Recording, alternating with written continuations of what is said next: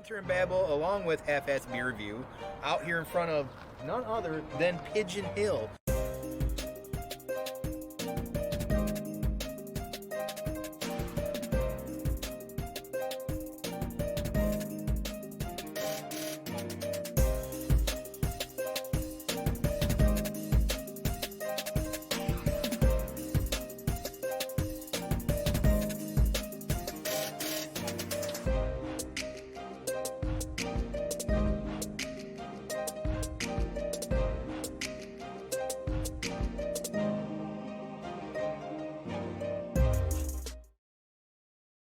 Welcome to another edition of Banter and Babble. I am the Dude79, and joining me always, my esteemed colleague, Mr. Fanboytone. Mr. Fanboytone, good evening, sir. Hola. How you doing today, buddy? Doing well, thank you. Doing all right? Yeah, I'm doing all right. How Good are you? mood today? Yeah, I think so. you know why I'm in a really good mood, you guys? The reason I am in such a good mood is because you are working from home now, which means you can get drunk during B&B again. The last couple of weeks, he's been Mr. Responsible. I'm not going to drink a lot because I got to go to my new job. But now, since your entire office got COVID, except for you, he's working from home now. So now he can get shit-faced. Yay me. You know, it is what it is. They're all doing well and safe. That's what's important. And I did come back negative today. Yeah, that's the end. But you're still HIV positive. I was waiting for you to make that joke. I was trying to get that set I'm up predictable. for you, but I don't know. Just like Stowaway. Sure. But what's up with you, ma'am? How's your week going? Everything else good on your end? It's been busy. Working from home brings a new challenge because I'm still new guy, so there's always things that I need help doing or questions, and I've got to wait before I can get a response on some stuff. But for the most part, it's the same. It's just there's a lot of intricacies going on, and I'm getting pretty knowledgeable of what I need to do. It's just that there is stuff that's out of my control that can't make it flow smoother. So Sure. that's also kind of an obstacle, but it is what it is. And I listen, at the end of the day, I'm still enjoying it. I mean, I'm waking up in the morning. I'm actually having some coffee. I'm sitting there having some breakfast, not rushing around. Mm-hmm. And then at lunchtime, I walk over to the fridge and go, "What am I have for lunch today?" And Yeah. make a ham sandwich and Just wait till the other bad habits kick in. I've been doing this for 14 months now. Showering is optional. Is it? Oh. Putting on pants is almost a never, ever again. I put on pants for when you come over, and even then it sucks. It's barely. You're wearing a thong. That's what you call pants. Pants on is a thong. Josh says, this is a good question. How does your small bladder affect you in office work? Every 20 minutes? So I don't drink much caffeine at work, but yes, I really hold it often. I have to probably, and they know already they're catching on to the joke, and I even talk about it openly because I take a 64-ounce bottle, jug of water to work, and I'm like, baby bladder, I'll be going to pee once in a while, so just so you know, I definitely pee more than anybody else. But yeah, you really do. So, as you saw at the beginning of the video, the beginning of the stream here, we threw up a promo for the next Beer Quest number 2. Beer Quest number 2, which will be available for your viewing pleasure Friday morning. We'll make that live around 9 p.m. or 9 a.m. 9 a.m. Eastern Time, Friday morning.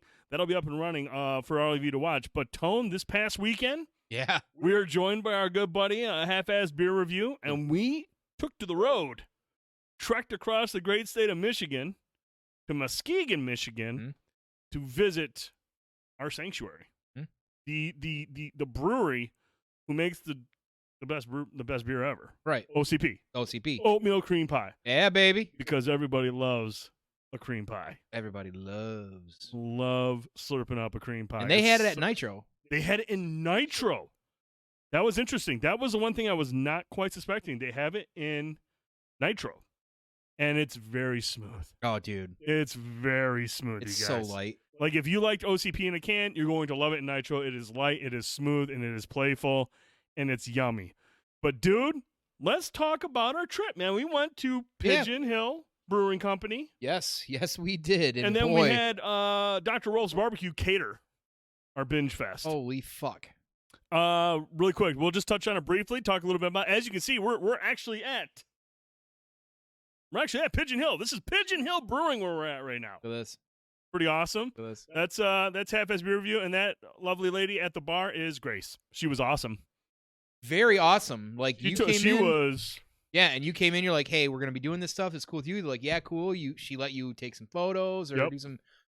Pretty awesome. The she staff was there pretty was amazing. Very, She's very pretty nice. amazing. Very nice. Very nice lady, and she took care of us, and she made sure the pours were spot on. Oh yeah. But dude, tell me your initial impressions of Pigeon Hill.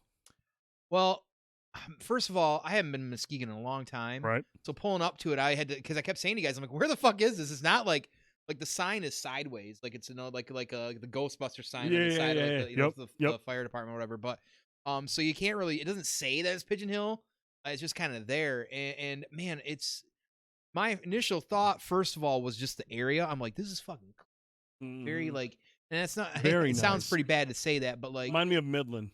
Something very like that, clean, yeah. Very crisp, nice, yes. crisp area. I mean, you're on the water, so it's it was definitely chilly because some guy decided to wear shorts today and that day too. When we got there, it was what 37 degrees. Yeah, like something like that. And fucking cool, bro. Well, we left here; it was like almost 20 degrees warmer, at least 10. And I'm like, it's gonna warm up today. It's been warm in Michigan. Well, nope. By the time we got about halfway there, I'm like, it's like 30 fucking degrees out again. Like, what the fuck? So yeah, it's a beautiful building, brick. You walk in and I don't know what it is with breweries because the same thing with the brewery that we went to is Ellison in Lansing. Yep. Had the it's like in a garage. There's like you could pull and do your oil or something like that. Right. And maybe it's because they want to open them up and get the fresh air and go outside. It's got absolutely. And maybe that's cool. I don't know. It's just there's a patio. I think there's a patio. Yeah, right there there is. It's just an interesting aesthetic that they do that, but. They, it's a suite setup. So, and I mean suite by SUITE. You can walk down through a hallway. Mm-hmm. There's your bathrooms. There's a pizza place right next door because they don't serve food there. So you walk in and you look at. I mean, this place is fucking. It's crisp. It's nice. It's very nice. The browns are very lovely. It's like a cherryish. The oaky look. It's a nice vibe. It's nice, a very chill vibe. nice chill vibe. And we asked her. I'm like, when you guys? Because I asked her. Man, you were there. I'm like, when do you guys start getting busy? She's like, not usually till later in the day and stuff like that, whatever. And probably wasn't about an hour, and she definitely started picking up. I mean, we're in there doing our thing, chilling for a little while. And she's, she didn't care what we was doing at that point, Mm-hmm. And then people started packing in. But man, like I tell you, like I've been to a good number of these breweries before. This one was just very pristine. Yep, it's just very in a nice. lot of ways to say it. Randomly, a friend of mine that lives in Chicago was just in Michigan and happened to stop in while we're there out of nowhere. That was random as fuck too, because I can't go anywhere without knowing somebody. But Cuddles just asked, did they have Miller Lite on tap? We had some poor soul go. We had someone else ask Grace because Tone was curious if they had Miller Lite, and Grace beat the shit out of the guy and threw him out. So no, we wouldn't do that. I mean, I did. Maybe you didn't hear the part where it was just crisp, clean, and pristine. This wasn't. We weren't at like a NASCAR rally, bro. Pay attention, Cuddles. And Cuddles also asks, who got the first cream pie? I am always in there getting the first cream pie. Correct. Yeah, he definitely was. But yeah, we definitely, at least the two of us, I think, got cream pies right away. Oh yeah, that's what we got immediately. That's the first. I was like, when we get here, I got to get a cream pie out there. Like, and we read it was nitro. Like, whoa. Yeah, very very smooth, very very good. Half-Ass is in the chat. What's going on, dude? Half-Ass Beer Review, he was there as well. We had a great time with him. It was a good drive up, good drive back from what I remember. I passed out pretty quickly on the way home. Yeah. Man, but I mean, part of it was because of all the beer we drank. But also the other half of the sleep was the food we ate. You got the meat naps after you had the meat sweats, which right away after you were done, Half-Ass is like, "Oh my god, are you gonna be okay?" He's like, "You got the meat sweats." I had the meat sweats going. Oh, it was hilarious. It was really bad, but it was for a good cause, and I enjoyed doing it to myself because we ordered because like as Tone mentioned at Pigeon Hill they don't have a grill, and so. But they let you bring food in, and they do like snacks and stuff. Yeah, they do snacks. They got stuff to get tide you over if you're there to drink. Yeah, like small variants of like a charcuterie board. Yeah. They got things like that. But right down the road is Dr. Rolf's Barbecue, and we perused the menu before we went down. We're like, we should order something from this place, and boy did we! I think at the end of the day when I added the price, we spent $145 at Dr. Rolf's. That's what we spent. About each, right? Collectively. That's what we all spent together. How much? $147. Yeah, that's about right. We ordered a ton of fucking food, and it was glorious. Being able to seriously, you could walk. It was what, maybe 50 yards down from Pigeon Hill. That's a pretty good. Yeah. That's probably 50 yards. Walk. Yeah. You order on the phone. You can order it on your app. Order what you want to pick up. Walk down, bring it back, sit down at your table, and eat. You can seriously feast and drink all day at this place. God. And it was fucking amazing, you guys. It was so good. We'll have more in the video. You can watch it on Friday. We talk about what we're drinking, talk about the stuff that we eat. You get a lot of photos of the drinks, a lot of photos of the food, and every time, Freezy mentioned in the chat, those burnt ends looked amazing. They were amazing. Best burnt ends I've ever had, because listen, burnt ends, if you're familiar going to a barbecue spot, are usually limited. It's a first come, first serve basis. They don't always have them. They're awesome typically, but rarely are they this level. Like, this was a next level kind of. Yeah, they were really, really good. Overall, it was an incredible experience. Big shout out to Pigeon Hill Brewing for letting us showcase the backdrop for tonight's show. We asked them, and we're like, hey, look, can we throw this up? You want to show everybody where the hell we were at? And it was an amazing experience. The staff was great. The food from Dr. Roll's Barbecue down the road was amazing. When you check out the video on Friday, we'll have links to both places, so you can take a look at their menus and everything about them. If you're in Muskegon, or if you're near Muskegon, or if you've never been there, go there. It's a 1-2 punch. You can't. It's really hard to beat. It's really hard to beat. Pigeon Hill Brewing, match up with Dr. Roll's Barbecue, and it's fucking worth the trip, you guys. It's absolutely worth the trip. To continue that shout out again, thank you for the patronage that they were. Honestly, the girls there were so kind to us. Yeah, they were amazing. They weren't even freaked out by what we were doing. I mean, that can be kind of weird for folks. Yeah, we're walking around with cameras, taking pictures of stuff. And then to Dr. Rolf's route too, for letting you explore a little bit. Yeah, get to walk around, take a look at their smokers in the back. Yeah, they were cool with that. They were straight really, up down cool. with that. They were awesome. And like I said, you watch them make the food right in front of you. They're cutting it up, and there's a huge brisket sitting right on the table behind the glass. You're just like, I don't want to leave here, bro. I'd fight somebody just to fucking lick that brisket. It was the food was amazing, and you guys will see that in the video that'll be up Friday morning at 9 a.m. on our YouTube channel, Banter and Babble. Check it out there. It was a lot of fun. It was a great weekend overall, man. It was a really good trip. It was a fun trip. Shout out to Half-Ass Beer Review for letting us work together and collaborating on this. It was a lot of fun, and we look forward to doing it again. It's a blast. Yeah. It really was a blast. Yes, it was, and honestly, you can't have the three of us definitely had a good time. We listened to some Tom Segura out there. Yes. 2.5 hour drive didn't feel too bad. Honestly, either way, it was a good conversation. Besides you passing out, but yeah, it was good stuff, man. Like, there's nothing better. It's been a while. We're all getting all vaccinated up, and we're able to do things like that. It's very nice. Before we get on to what we're drinking, we are doing a giveaway tonight. Oh, So if you're in the chat, we are doing a giveaway. The standard issued $20 gift card on the system of your choice: PlayStation, Xbox, or eShop. U.S. only. It's only for the U.S. If you're over across the pond, I love you. We appreciate your support, but you're going to get a $20 U.S. code you're not going to be able to use, especially if it's PlayStation. I think Xbox is region free. I think you're okay there. Maybe eShop. But if it's PSN, you're going to get a U.S. code, and I don't care if you can use it or not. You know the rules. I mean, there is no rules. I'm just saying, if you want to win, wow, whatever. Yeah, sorry. It's not my fault Sony is, super strict about that shit. Dad. But the giveaway begins now. In 1 hour, we'll select a winner. And exclamation point enter, and you have to be here to claim it. Exclamation point claim once we have a winner.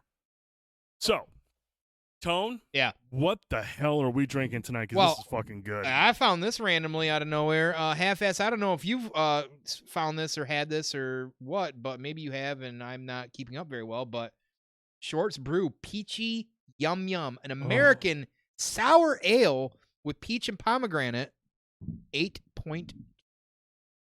Got a kick. It's fucking awesome. It's got a kick with the ABV, but it's also got a kick with that sour. I mean, it is real. It hits you quick, but it's got that nice peach follow up, dude. There's and as the one true God said in Face Off, I could eat a peach for hours. I could eat a peach for hours. Really, really good. Really digging this. And then as a compliment, Old Faithful. Oh, one of the Old Faithfuls. This is on the favorite. You can check my Untapped out. This is on that list. Leinenkugel's Berry Weiss. It's one of the best flavored fucking beers around and will always be. So it's pretty damn tasty. So that's what we're drinking on tonight. If you're drinking tonight, let us know what you're drinking. Love to hear about it. Tone, what else? Is there anything else you want to talk about? Oh, merch. Hey. We talked about it last week. Talk about it again this week. If you want to support the B&B brand, I think it's I forgot the thing. I think This is embarrassing. this go is ahead, Dad. embarrassing. Figure it I'm out. pretty sure it's this. Head on over to the Banter Babble shop. We got some swag, and by swag I mean a T-shirt and a mug. T-shirt and a mug, and you can choose. Grab a mug for your coffee and whiskey or whatever you drink in the morning, or a nice T-shirt. Anhouse, I'm drinking water. Intermittent fasting. Anhouse, that sounds so lame. How about you intermittent later? It doesn't have to be right now. You can intermittent later. Wow. I'm just saying, man. I'm just saying. All right. You don't have to do it right now, bro. Okay, it's what? It's 9:18 at night. I don't think intermittent fasting is a nighttime thing. I think it's a daytime while you're at work. Yeah, have you a nice granola bar or something. Sit down. Yeah, have a nice granola bar and a couple of shots of peanut butter whiskey. Ooh. That's all I'm asking for. Oh, did I tell you who liked one of our tweets? I talked about peanut butter whiskey and peanut butter or Screwball started up a Twitter account and they liked our tweet. Screwball did. Screwball did, yes. Screwball peanut butter Screwball, whiskey. if you're out there listening, Which they're not. we would like you to promote the show and send Which us they won't. this of that Screwball goodness, because I'll drink that all day. Which we'll have to pay for. Awesome. All right. I think we touched on everything. Merch. We touched on Pigeon Hill. We touched on Dr. Ross. We touched on the drinks. We That's touched it. on the giveaway. That's it. Later. Good night. Have Next a good week, guys. Have a great night. Bye. Because we really haven't been playing a whole lot, so that's irrelevant. Not right now, but come Friday, we're going to have a lot to play, and we got a lot to talk about. It's going to be the first topic of the evening. We got a lot of stuff we want to talk about tonight. Stick around. There's going to be the big conversation towards the end of the show. It's going to be a hot conversation. I'm already getting warm. It's going to get hot in here. But first up, let's move on to the first topic.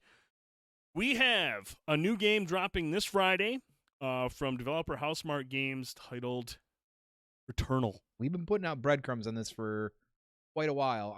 I'll be one of the first ones to say I've been on this pretty hard since that E3 drop. Yeah, this game it's been a kind of a tough road to get people hyped for it because Housemarque obviously isn't up there with the Naughty Dogs and the Sony Santa Monica's and the Guerrilla Games and all that shit. But they're a tried and true developer that a lot of hardcore PlayStation fans are familiar with because of the arcade games they've created over the years. Super Stardust HD, Resogun, Nex Machina. I mean, these Matterfall. They've made some amazing arcade-style games on previous PlayStation platforms, PlayStation 3 and PlayStation 4. So everyone is hardcore fans understand who Housemarque is, but there's been a lot of trepidation a little bit. Like people weren't ready to quite jump in on it yet because is this going to be any good? I mean, Housemarque normally does these smaller games. They're doing this huge game now. Is it going to be good?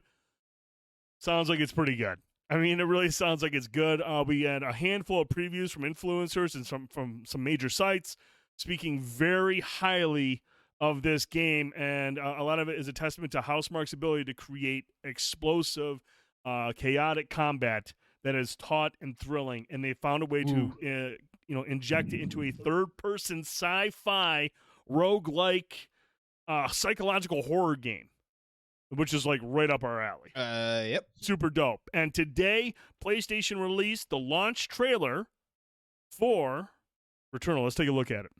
Grab your butts.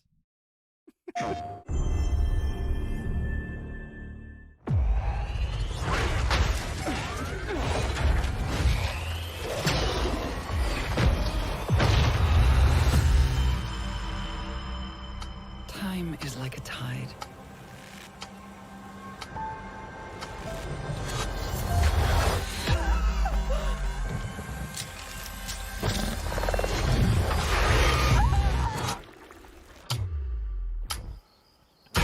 It pulls us.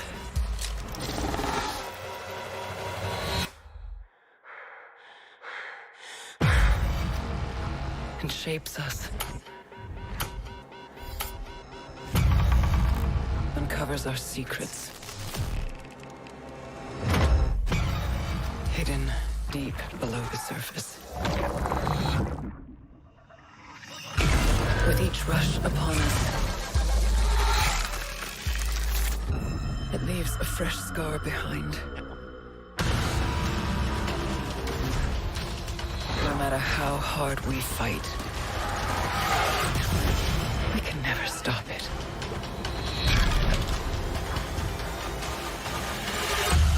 We alone must find meaning amidst the flow. Creating our own fate.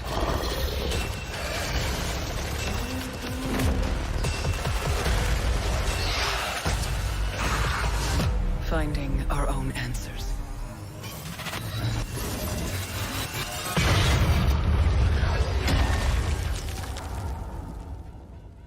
For when all is lost,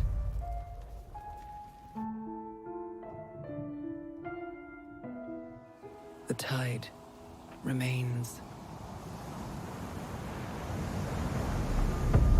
Woo. Man. Okay. Well, that pretty much just sums up why I'm buying this game. I mean, it looked amazing. That's it.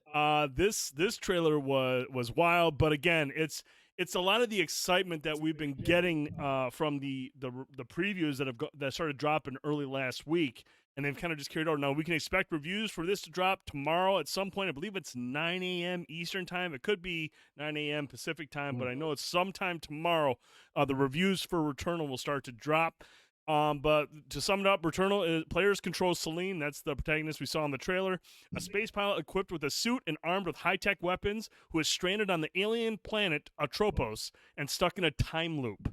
After every death, Celine is resurrected, following a pattern of traversing across foreign environments and combating extraterrestrial entities with growing visions in an ever-changing world. So does that mean also that the areas you're going into are randomized, or you just is it always the same? You're just trying to get farther.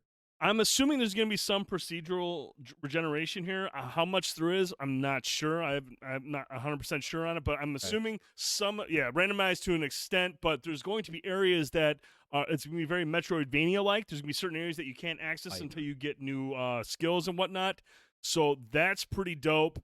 So it's like a better version of Dead Cells. Yeah, it's roguelike. So as you die, you learn from when you die. And then you also earn abilities. You earn points to rank up. So it's a game that you're going to die a lot, but that's the point of learning from it. And man, I mean, based on this gameplay, the thing that's always been like super appealing to me when it comes to this, dude, is you take that Housemarque trademark high octane action, like everything, the explosions, the particle effects, shit flying around on screen, and you inject it into a third-person shooter, and this game just looks wild, man. This is a game that's going to look fucking bonkers on an HDR display, 4K HDR with the lights off, everything going on screen. This game looks incredibly beautiful in motion. You know, when we first started seeing like some gameplay trailers earlier on, there was some slowdown here there. This seems to be ironed out now. This seems to be running very, very good, especially with the latest gameplay demo.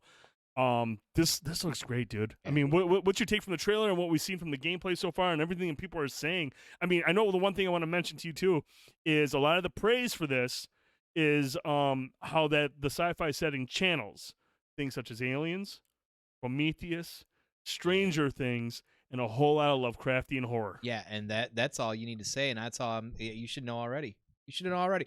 Listen, as soon as we saw this, was it this last E3 or the E3 before? I think it was the last E3. Yeah, and it was this last E3. Well, it was a PS5 announcement. It was an announcement, so it was. Yeah, but there was like there was actually a lot of sci-fi in that E3 announcement, and this was one of them. And this was one of them. Instantly, I was like, "What the fuck am I seeing here?" Like a lot of those things that you mentioned when it comes to the aliens and stuff like that. A lot of those folks, a lot of those directors, and we've kind of touched on this before. They admittedly out loud say they take inspiration from Lovecraft. Yep. This takes clearly inspiration from Lovecraft. The enemies all look very Lovecraftian, very tentacly and crazy and wildy in nature. But, you know, when I came over today and I told you out of nowhere, and it was before I'd even saw or read that, I said, I get Metroid vibes out of this. And you were like, that's kind of weird you say this because this. And I'm like, oh, that's fucking wild. Because I look at it like Samus crashes, sometimes or ends up on a planet or whatever. It's just newer things. And you can't get to certain spots unless, Samus is doing her thing or finding a new piece of equipment. And that's that similarity there with this. So, and I'm all over that. I love Metroidvania styles, especially if it's very Metroid-like in that sense. And I mean, just looking at this third person, like, Tricky said something about it being like Control earlier. And while I definitely take issue with a lot of Control stories, which made it, the combat for the most part was pretty fun. I don't think it was super fluid, but this looks very fluid. I could be wrong on that until we see it, but there's way more things going on a faster pace level than like something the Control was doing. Sure. So it's definitely got to be fast and fluid. We can't have that slow down because I mean you're looking at like the amount of things that are coming at you at different angles and stuff like that. That stuff's exciting. Some of these bosses are just spewing tons of shit at you. And I'm playing like somebody who's playing like Nier Automata right now and haven't really experienced bosses like that in quite a while because of just by nature of the games I've been playing that have shticks like this is gonna come out the floor at you. You got to time this jump here because here comes my third attack and stuff like that. I get that vibe from this as well too, and I'm excited for that because it really kind of keeps you on the edge. It's also got potential for rage, don't get me wrong, but dying... Oh, there's going to be rage. There's going to be a lot of rage, you know? You know, Brian mentioned this is bullet hell, and a lot of the previewers, the people going hands-on and saying, this is a difficult game. This will get more and more difficult, but that's roguelike for you. I mean, that's what it is. You die, and you learn, you upgrade your abilities, Come back. and you get better, and you're more capable in certain situations. So, yeah, dude, this just looks absolutely just fucking bonkers. Yeah. And like I said, to be able to sit there and this is a big step for Housemarque. I mean, it really is. They've done a lot of arcade games that were really, really well done. Some of them not huge sellers, and that's part of the reason why they kind of moved over to like a battle royale on PC for a while. That didn't take off. It didn't do very well. And so now here they are making this huge PlayStation 5 exclusive. There's a lot of weight on their shoulders, a lot of pressure on them to deliver, but like I said, man, based on what we're hearing from these previews and knowing their pedigree for delivering just incredible gameplay performances and incredible gameplay experiences and injecting that into a third-person sci-fi psychological horror game, holy fuck yes. A lot to be excited about. There's a lot to be excited about. Now, the only thing that I think it remains to be seen, and I think this is going to be the real test for Housemarque, is we know that they're the masters of fluid gameplay. Now we're going to find out how they are with narrative, because obviously there's a lot of story elements here. This is a narrative-driven game. I mean, gameplay is there, but there is a narrative here.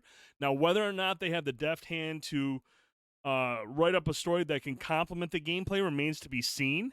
I hope to God it is, because they're touching on a lot of themes, and obviously, again, we've talked about how it borrows heavily some of the themes from like Prometheus and Stranger Things.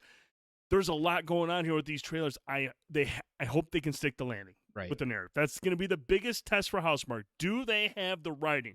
Do they have the deft hand to create a very good narrative to complement that gameplay? Well, I mean, it can't be any worse than something like Control. So, I mean, at that point, when it comes to narrative, you know, that it's... Oh, man, Brian out here just dropping. Look at Brian says, I don't know why, but this makes me want a PS5 Helldivers sequel with the same degree of production. Bruh.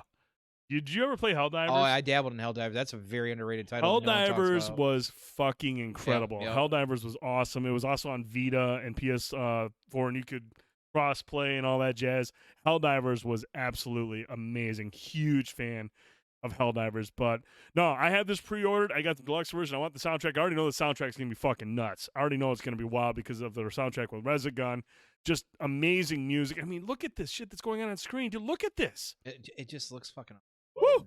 This is going to be hot. And we'll be streaming this on Friday night. I think you're streaming it as well. We might do a joint stream, talk about it a little bit as we're playing it. Really looking forward to playing it. This comes out this Friday, PlayStation 5. Reviews drop tomorrow. Be really curious to see what they have to say. But at the end of the day, I'm all about it. It's Housemarque. I love Housemarque. They've never let me down. I will be there day one, Friday, to play this game. And you mentioned particles, and that is the whole point with a lot of the SSD drive on PlayStation 5, because when you think about games like Resogun, even in their like lane, they're fucking gorgeous games. No, I mean, they're beautiful games, really beautiful games. No, this is not on PC. It's a PlayStation 5 exclusive, and this is gonna be dope. Can't wait to play it. We'll check it out on Friday, and we'll talk about it next week for sure. But Tone, let's move on. All right, to the first TV topic. I'm gonna talk a little bit about Invincible. Okay, I'm ready. Now, last week's episode was not my favorite. It was not. It was not my favorite episode. I felt it was a step back from what we'd seen in 4 and 5. Prior to last week's, right? Yes, prior to last week's. Yeah, 6. Yep. Yeah, 6. Episode 6. Okay, just to be clear. So this latest episode turns the focus right back to Nolan's story and everything that he's been going through. It's the best story arc. Obviously, it's the main story arc, and it's the most well thought out one. It's the most interesting one. Arc, though, when you think about it. I mean, I guess finding out why he's doing what he's doing, that's probably going to be the main story arc at some point. That's really stupid. No, this is the way they explored this, and they got back into it, and they spent most of their time with it. We're starting to see Nolan, the most powerful man on the planet, possibly in the universe, kind of getting boxed into a corner. He's getting boxed into a corner. People are starting to figure out what's going on. His wife already knows what's up. Now he's at the point where people are starting to discover what's going on with him, and we're at a boiling point. Yeah. Oh, yeah. And a lot of good action in this episode. It was super violent. There were some great scenes, especially when Nolan went back to his house and Cecil's goon squad was there, and he fucked everybody up. But Tone, I want to get your thoughts on episode 7. This was hype, dude. This was action packed. Yeah, like it started out kind of like normal with the episodes. Like I feel like, and we've talked about this before, it sometimes has a hard time getting going, like with the story. Like it's been kind of all over, like where's the central theme, et cetera, et cetera. Mm-hmm. Like you said, Nolan is a big, he's a big piece of the story. Yep. And you want more of that because it starts out the first episode, it's all about that, and then it's like, well, since it's named Invincible, we're gonna focus more on him, and then you don't go even back to Mark, yeah. But you barely do that though sometimes as well too. And then we're gonna get to Ant House. I know you want to get to this here in a moment. I'm excited to let you do this a little bit too. He's got some thoughts on one of the characters. This episode is great because there's a lot of. Does Ant House want to call in? There's a lot of. He could if he'd like. Ant to. House, do you want to call in? Sorry, I'll let you go. No. I'll let him answer. Go ahead, continue. No, yeah. So, yeah, the action was fantastic. Everything's kind of coming to a head. They're figuring out that Omni-Man isn't doing what he should be doing, isn't the guy he says he is, and it's spreading. Well, some of the people already know. They've been kind of watching, and the catalyst here is going to be like what's going to happen when Mark finds out, and they've already clearly Cecil wants that to be. He and really that's wants it he, to happen. Yep. And you knew when she asked or he asked, and that whole scenario was going. You're like, oh god, I can already see this coming, right? But the fight scene that happens when they're trying to take him out, the things they're doing was really fucking cool. Like. They pull out all the stops for this shit. They try to stop Nolan with like everything, and it's pretty fucking gnarly. They basically brought in the Hammer of Dawn. Yeah. That's a good way. The Hammer of Dawn. Like, oh, that's a hammer. And okay. And they're like, well, that's $4 billion for a nosebleed. And I was like, whoa, shit, that's pretty cool. Yeah. But yeah, no, it was a great episode. It was super action packed. I know you were probably really excited for the Lovecraftian kaiju. Yes, the kaiju thing that he was fighting that he'd fought apparently before was fucking cool. But yeah, end of the day, I'm still enjoying the series. Still no Kirkland bullshit yet, but we have one episode left. He has one episode left to fuck it up. Maybe Shane will come back. I don't know, but so yeah, if you're not watching it, you really need to watch it. It's a really fun show. Even in a bad episode, it's still better than some other shows that are out there. So yeah. No, it's been a lot of fun. It's been really interesting. We got to see a little bit more of what's going on with Robot, which I thought was interesting. Oh yeah, Jesus! I was so focused on that shit's actually really fucking cool too. Yeah, that was actually really interesting. Cool. Kind of get an idea of what Robot's up to and why he's doing what he's doing, and I thought that was interesting, especially with Monster Girl and whatnot. Robot wants to do the kissings. It was really, really good. But here's what Ant House said. He goes, I wanted to touch on his B of a girlfriend who was pissed at him for leaving during the android attack when she already knew he was invincible. That's a great point because there's told you he had something. There's a scene, unless Ant House wants to call in, but that's he's talking about a scene where they get back and her name's Amber, right? Mm-hmm. Yeah, they get back from their trip. She's pissed at Mark because he basically disappeared during the fight with Rick, and so he's trying to apologize. Finally, he's like, you know what, fuck it, I'm gonna tell her I'm invincible. She goes upstairs and he's in there and he's got his mask and he takes it off. He's like, I'm invincible, and she goes, I already knew you've been invincible. I've known her for weeks. But if that was the case, why are you fucking pissed at him for taking off and then coming back to fight? If you knew that was him fighting, because this was a couple days ago, not weeks, like a day ago. And she's pissed and was like, wait a minute, if you knew I was fucking invincible, why are you mad at me for saving everybody? It's unnecessary fucking drama. Like, why in the fuck would a character who figured that out be so mad all the time? What, because this person's not telling you the secret identity? Because, that's... He's trying to protect you? Well, no shit, because, that's the whole thing about it. Like, and I get that they're teenagers or whatever to some degree with that. Like, all right, they don't understand emotion. Well, come on. I don't always need CW drama in my fucking shit, right? Like, get the fuck out of here. Like, who even would think like that? Like, you knew he's disappearing. He, in front of you, disappeared to save his friends or fight to save you. Right. And he didn't tell you, it's fucking ridiculous. It's a stupid fucking plot hole, and that is very Kirkland. I was gonna say, do you think that? I mean, is that character selfish, or is that just bad writing on Kirkland on the writer's part? I really don't fucking know at this point. I think you gotta chalk it up for selfish because it's just that obvious once you. Yeah, think like about it's kind of like who the fuck, like who's gonna sit there and go like, well, oh yeah, I totally understand. Like you didn't want to talk about it. No, everybody should be like, oh yeah, dude, you're fucking saving things around the world. Awesome. If I'm Amber and I know he's invincible, and after he kills Rick or kills that robot to save Rick and Mike and her, I'm fucking his brains out the entire weekend. Are we trapped in this perspective because we're dudes? Is that what we're running into right now? I don't know. I don't think so. I think it's just, dude. I'm it's an honest question because like I feel like, and I know it's a cartoon, it's a comic book or whatever, and you got to have some drama. But like sometimes these illogical things are very off-putting to me. I call it CW drama. That's why I have a hard time watching like Arrow after like the 3rd season or The Flash after the 2nd. Right. Like you set it up so well and everybody's so straight and narrow, and then all of a sudden you come up with like, well, you disappeared. You could have told me. I knew you. You know, like what the fuck, man? Like so stupid. I mean, when A-House brought that up, I was like, dude, I honestly didn't even think about that, and that makes a whole lot of sense. Dude, I'd be taking a shot in the back of the mouth for this guy if I knew he's saving me and he's not telling people who he is because he's trying to protect me. Like who acts like that? No. Who would act like who? That's honestly really would interesting. act like that? That kind of like gives you a different perspective on the show. And again, I don't know On the character, if this at least. on the character. I just don't know if this is more of a just bad writing or like an oversight when they were writing out this stuff. Right, Cherry. See, there's a lady's perspective right there. Cherry says she's supposed to be his number one and tell her everything. Insert sarcasm. I'm just, yeah. I mean, that's, I don't know, man. I mean, maybe Amber didn't see Spider-Man, didn't understand why, Peter didn't want to tell Mary Jane the whole time because, people will kill you. Yeah. He didn't even tell his best friend, right? Why would he tell her they'd be dating for like 5 months? I mean, yeah, 5 months is still, you still kind of get a feel for one another, right? Cop and a feel. Cop and a feel. Wow, you're a fucking pervert, dude. What? Oh. Anyways, overall, though, up. awesome. Despite that minor gaffe and But it's logic, a good bring up Ant House mention. dude, And it's incredible. It's well thought out. I mean, I noticed it. I'm like, I thought that was annoying, but like he kind of like put it right in front of my face. And I'm like, hey, dude, we got something to talk about. Hopefully, Ant House is here. So yeah, that's a really, really interesting perspective, and it kind of, like you said, it makes that character seem a little bit out of line, a little shallow. Cut it out. Get that character out of there. We don't care anymore. But it's Zazie Beetz, so you can't really just cut her out. I mean, I'd be like, it's okay, I forgive you. All right, fair You're hot, so it's totally fine.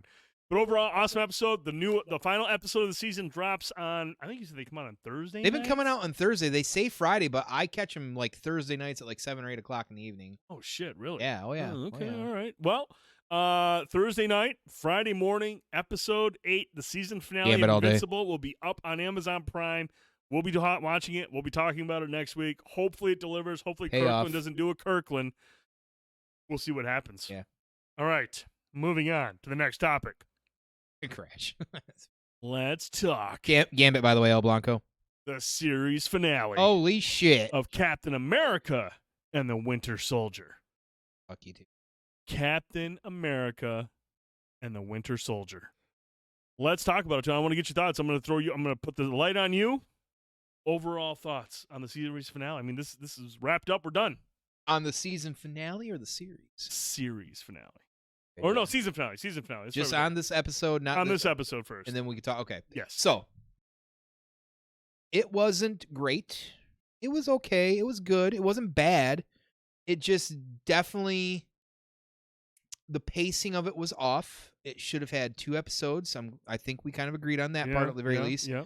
I don't need a lot of action in these movies all the time. Like, that's an added bonus. Don't get me wrong. I love action and get hype about it. Mm-hmm. Kind of spoiled us with it, though. So the expectation's kind of there. Yeah, for sure. However, a lot of times, the especially in this series, the dialogue and the story has been so well. Like, that stuff don't matter as much. Right. I like how it seems like the action's kind of taken backseat to the storytelling. That said, this just definitely didn't match up with the rest of it. And now, listen, I knew when he brought the Bucky brought the case to Captain Cap, that it was definitely going to be his newer suit, and I was hoping beyond all my hopes that it looked more like this, because this is closer to comic accurate look. Mm-hmm. It's really close. It's a good kind of like vibe with some of the MCU and stuff. I mean, down to the white, everything. This looks fucking awesome. When he popped in, I was cheering for that. Like, It didn't have to be a fight for him to win. I was cheering just because he looked fucking slick as shit. Right. But no, honestly, the episode really kind of was underwhelming for me. I felt like there was a lot of anticlimactic tie-offs to a lot of the storylines.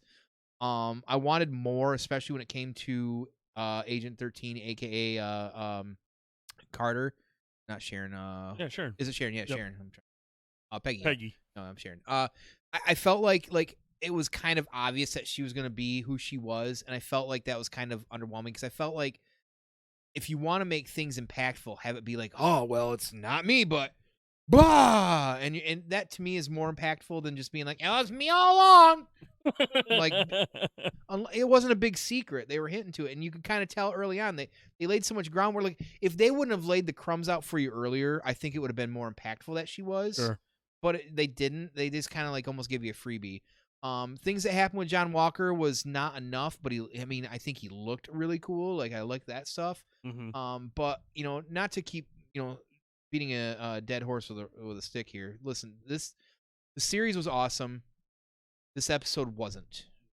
It was good, but we needed more. Like, it was very, very much a letdown. Like, it needed another episode. Yeah, it did. I really enjoyed. There's a big speech in it.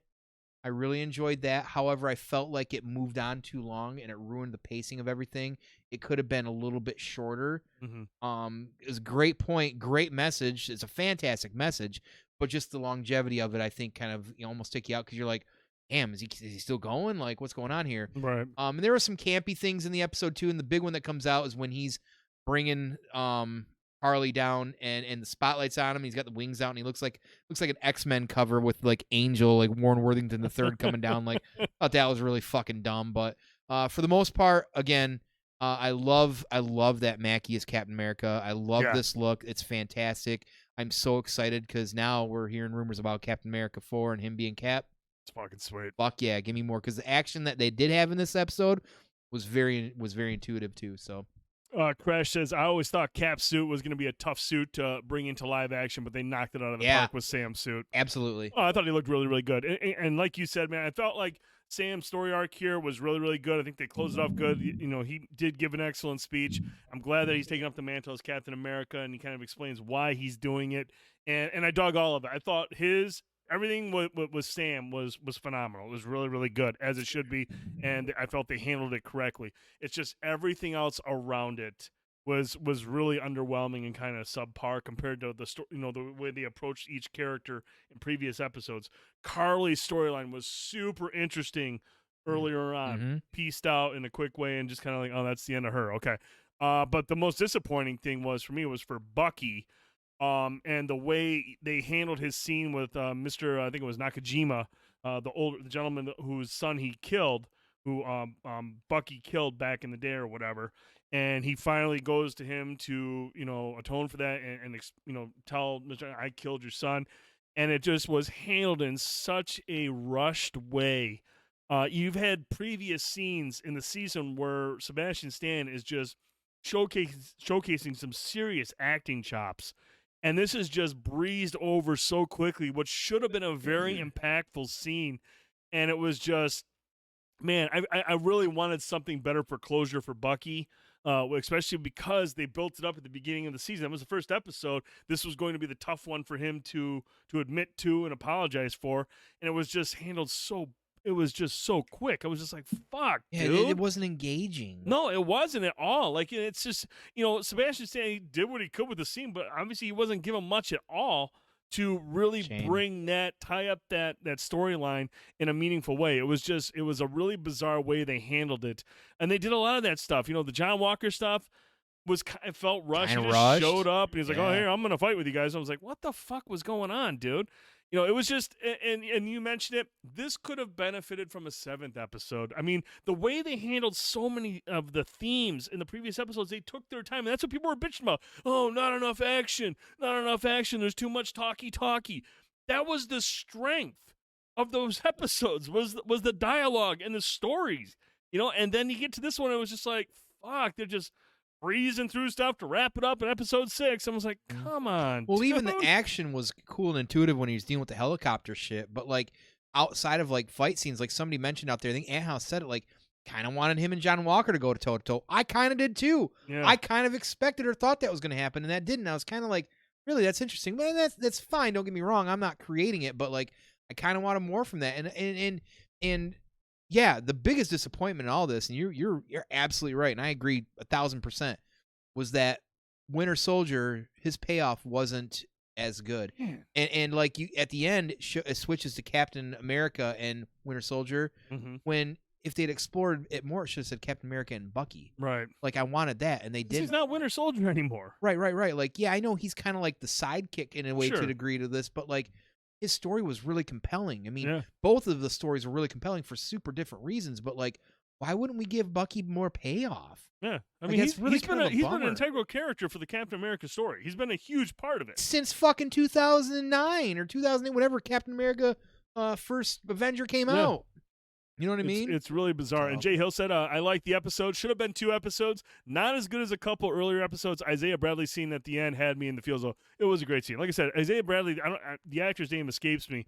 His storyline was great. Oh, that was some of the best of the entire series. Was like, honestly, and that's where I fucking wanted that same type of care for this character and the arcs applied to Carly and Bucky, and we just didn't get that. Even John Walker, it was just like, fuck. This last episode, they nailed everything right with Captain America, but everything else was just like, And that's where I feel like, yes, one more episode would have been. Thank you, Carl Lumley, appreciate it.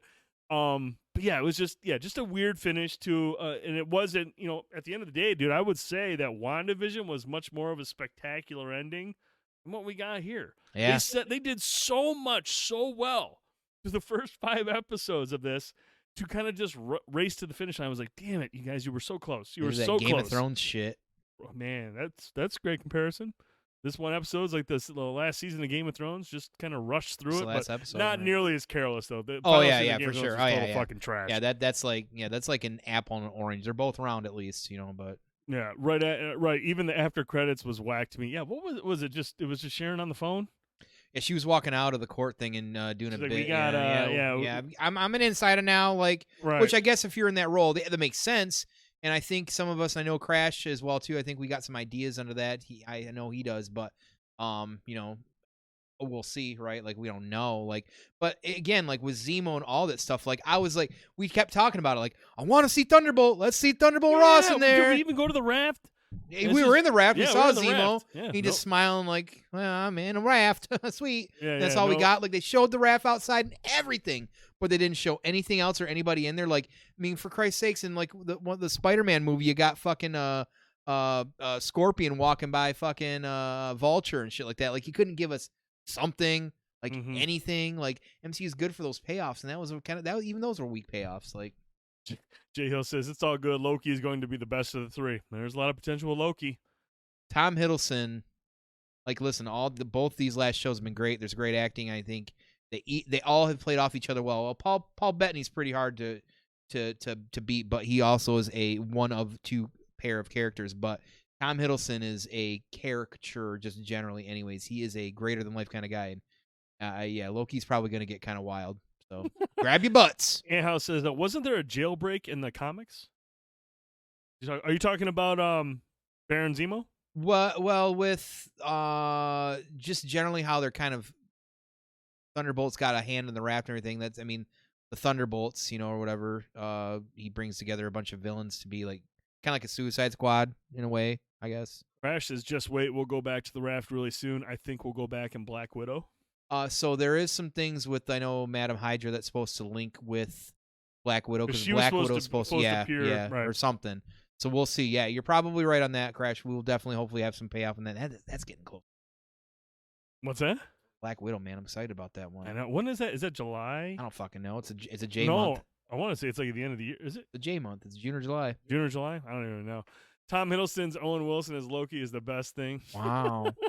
Yeah, Blanco's got the bits tonight. Wow. But overall, series thoughts. Overall, I mean, I still love it. Like, listen, even a bad MCU movie, for what it's worth, is still better than a lot of the crap movies we've seen, like Jiu-Jitsu. So, at the very least, yes, I love the series. I just wish they could have stuck the landing. So, if I'm doing like a out of 10 rating, I'm doing like an 8.5, maybe an 8.25. Yeah, I'm gonna go. That sounds about right. Like I said, they nailed a lot of themes that most MCU movies haven't touched on. You know, they really went into some territory that we're 7.5 is not fair. we're not too familiar with MCU going after, and I think they handled it masterfully in a lot of ways.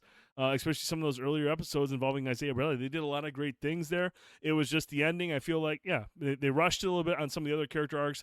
Good character finish for Captain America. I love Anthony Mackie. I think he's going to be an amazing Captain America.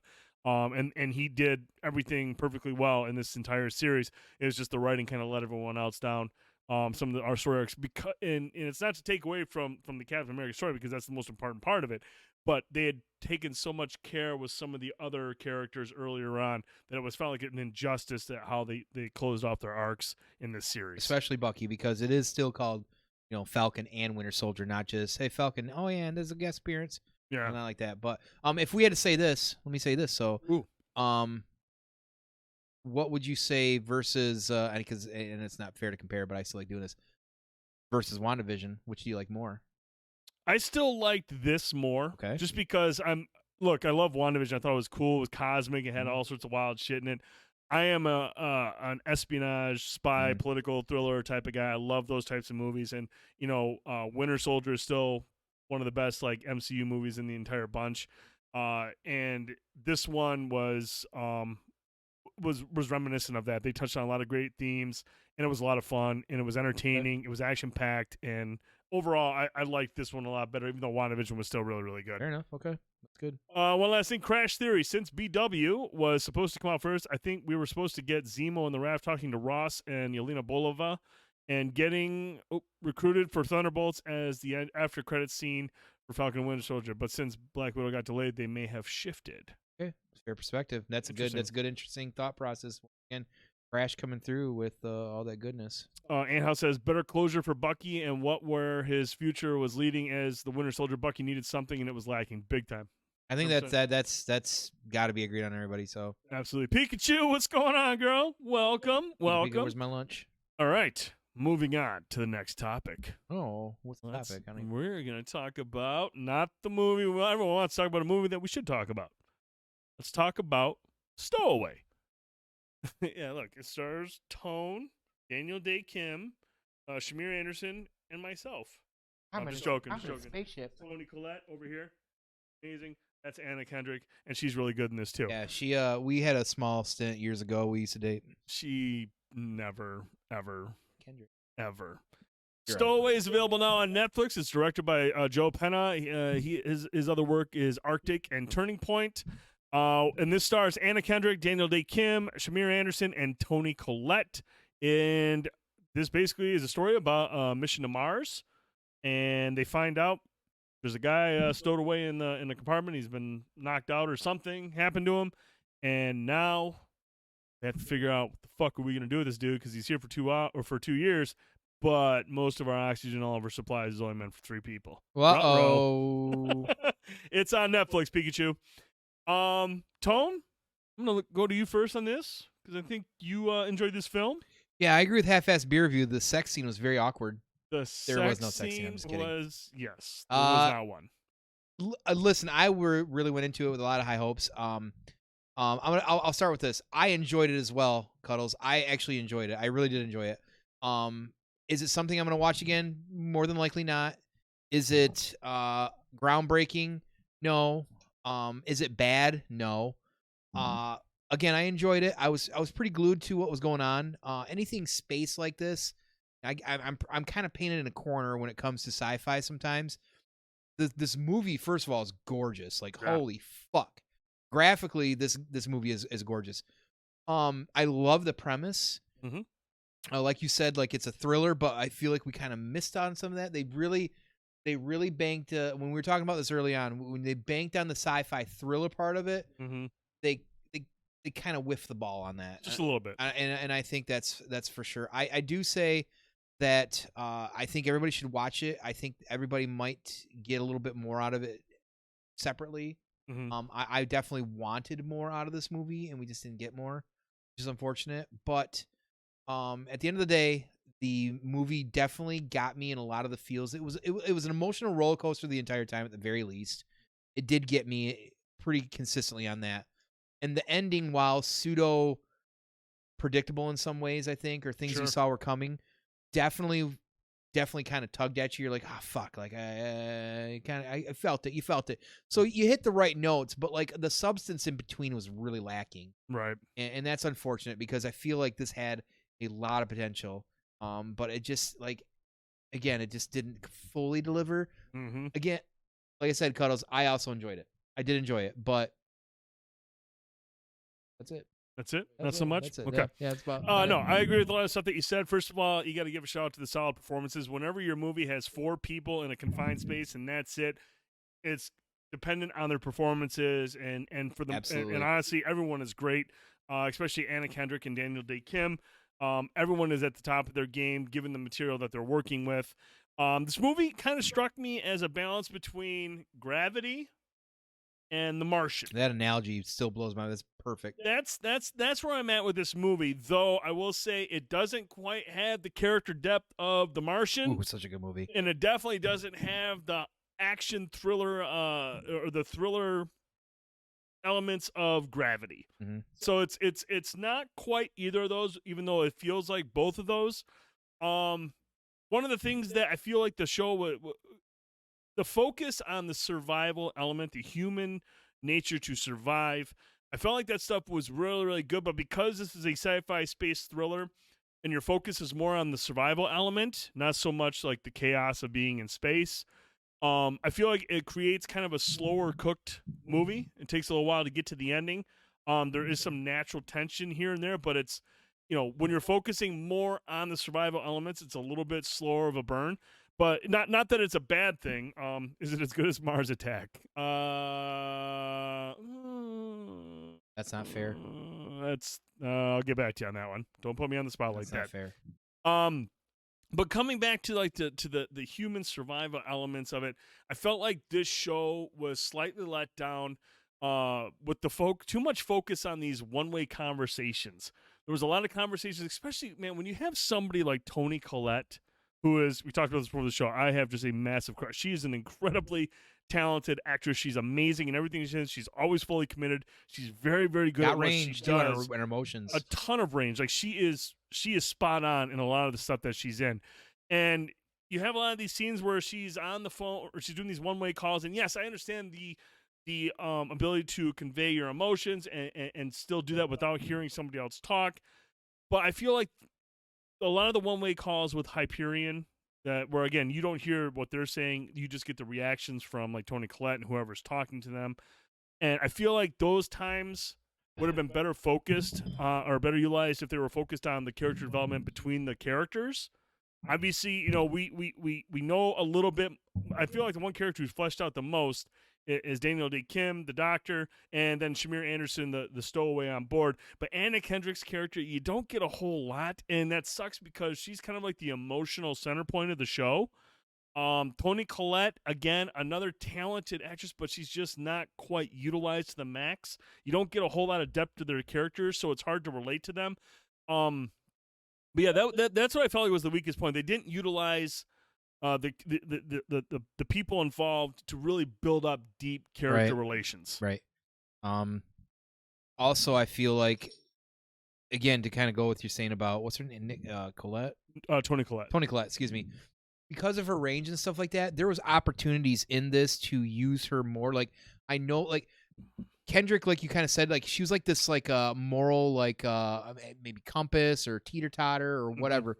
She was kind of like the glue for some of that stuff, which was good. But Toni is like, she's somebody you want to like either freak out or lose her cool or whatever it would be. And while you got Anna Kendrick attached, so like I guess you would debate who's a bigger name, probably Anna, I suppose at that point. Sure. Yeah. So you want her in a lot of those things, but like you never really felt at some point that there was a lot, like you knew that they were potentially running into a brick wall, but it never felt like they were. Right. And even in the end, like, with everything that happens, you never see any arrival anywhere. Like it just kind of like ends at that, which was, it's an interesting way to end the movie, and that's fine, and I get that, and I think that's really cool. A lot of questions though, like what happened? Well, You know, like what I'll happened to him? definitely be honest. Like I thought the way they did the ending was very unique. Like don't get me wrong, I would love to have seen like showing up on Mars, like what's going Yeah, on farther. right. I get that. However, the way they painted that last like 5 minutes or so was pretty fucking heart wrenching. Like I'm like this is fucking crazy right now. Like this is going that's on a here. testament to Anna Kendrick. Like she's really, really good at the end of the movie, and Mhm. like and it helps that Toni Collette is into the scene. So I mean, there is some emotions that kick into it, but I just feel like, man, I wish like I understood Daniel Day Kim's character. I understand his motivation. I understand why he was doing the way he did, and I felt like they did a good job of showing like how people react in certain situations, and sometimes they don't make the best decisions. And I felt like they did a great job with that with him. Shamir Anderson, I felt like they gave him good backdrop to his character, so I could relate. I could really felt. understand. I was gonna say he was very relatable. Like He I was felt very that. relatable.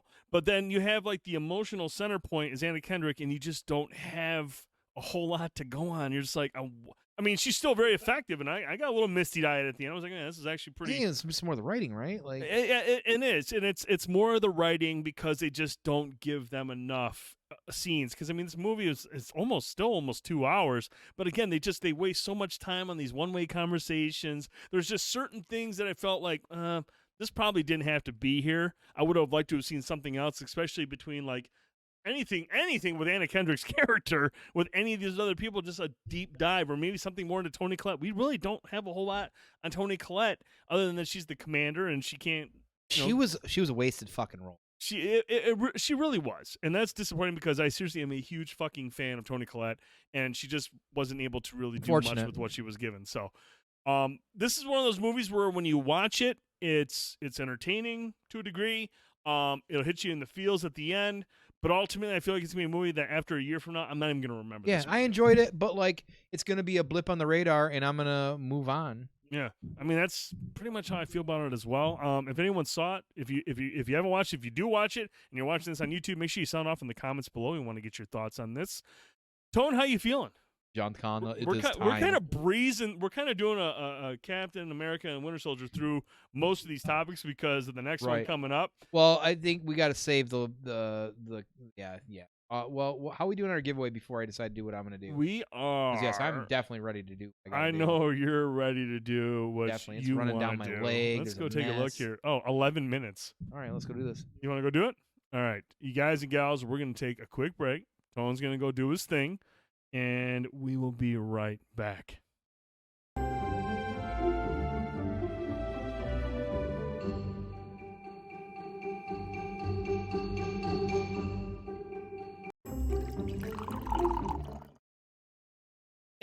And welcome back.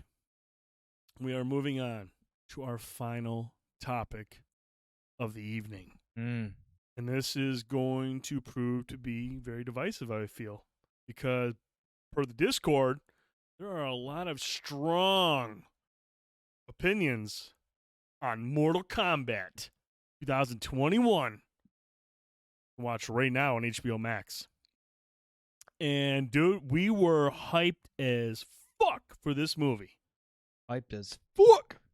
The Discord was hyped as fuck for this movie. The world was hyped as fuck for this movie. Yeah. So much that there were more people watching this movie in the first 3 days than there were people watching Godzilla in its first 5 days. Which tells you the impact of this. For sure. This is huge. Yeah. There's a lot of people that were ready for Mortal Kombat. Test your might. Test your might. Right, house. So, now, before we get into it, Jay Hill, I know you want to call in, so I'm going to ask you to hop into the green room with Cuddles in the Discord. You'll see green room. Hop in there with King Cuddles. He'll get you prepped and ready to go before we bring you on.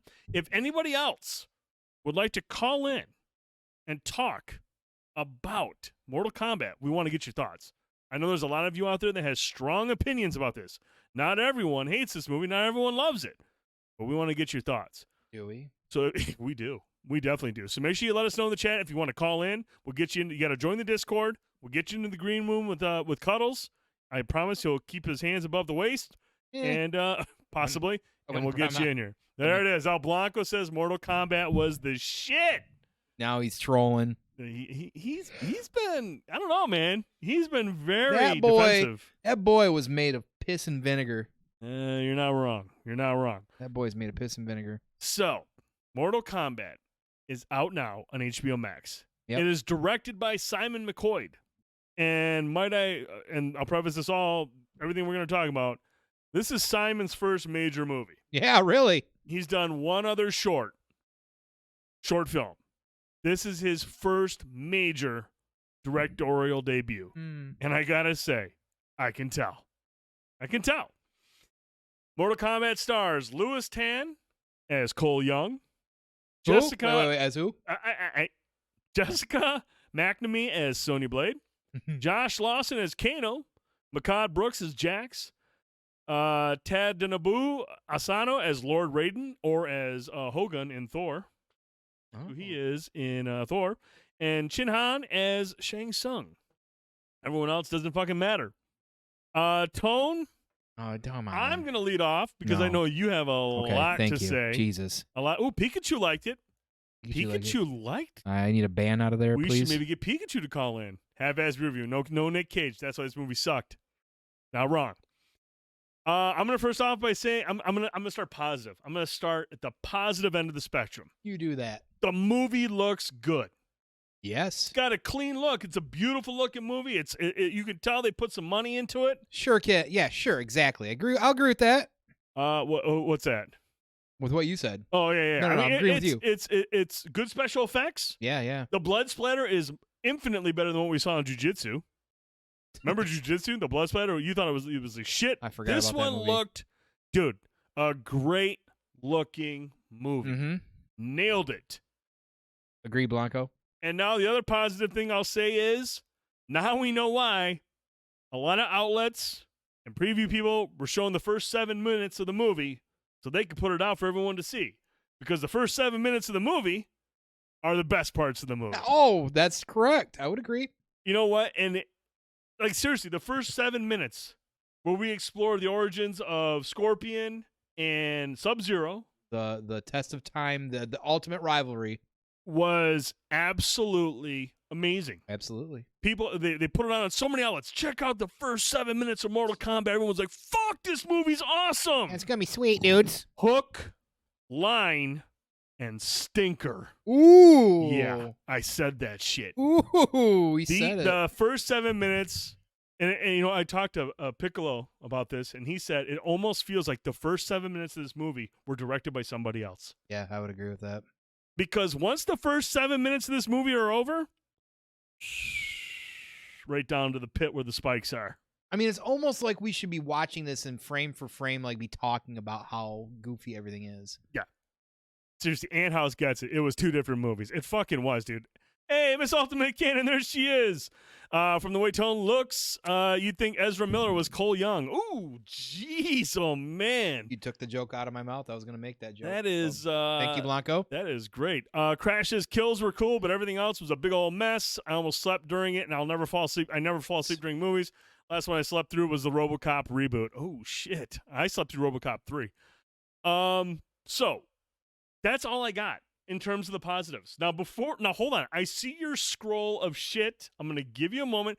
Let me touch on the things that I didn't like, and I'm going to just unleash the beast. We'll get Jay Hill on here. If anybody else wants to call in, sound off. Let us know. If you're in the Discord, hop into the green room with Cuddles. We'll get you on one at a time. But, all right. A couple things I want to talk about. One of the issues I have with this movie, and it's not even the bad acting. I get it. Everyone's like, oh, it's a Mortal Kombat movie. It has to have bad acting. Trust me, there's plenty of it. That's not the problem I have with this movie. The biggest issue I have with this movie is, look, it's Mortal Kombat. It's martial arts. It's supposed to be awesome fight scenes. This movie has more fucking quick cut edits than a Michael Bay film. When you are doing a martial arts movie, you try to go with as long as you can with one continuous shot of combat. It's called choreography. Look at John Wick movies. Those action sequences are almost one continuous shot before it cuts to a different edit. Dude, this movie was cut. I'm like, I can't see who's doing what. I don't know what he's doing. Like when I watch martial arts, I want to sit back, I want a full shot, and I want to see multiple moves, choreographed, choreography. And everyone's like, "Oh, the fights in this movie were cool." No, they weren't. They sucked. They were shit. The only good fight, first 7 minutes of the movie. Was the only good fight. There's a bunch of fights at the end of the movie. Stupid, rushed. Oh, here's 7 matchups. Quick cut. This is dumb. Oh, JG Release won the giveaway. JG Release. There's your winner. There is your winner. He wins. Again. You won again. Congratulations to you. Congratulations, JG. You won. You got it. We love you. Wilder.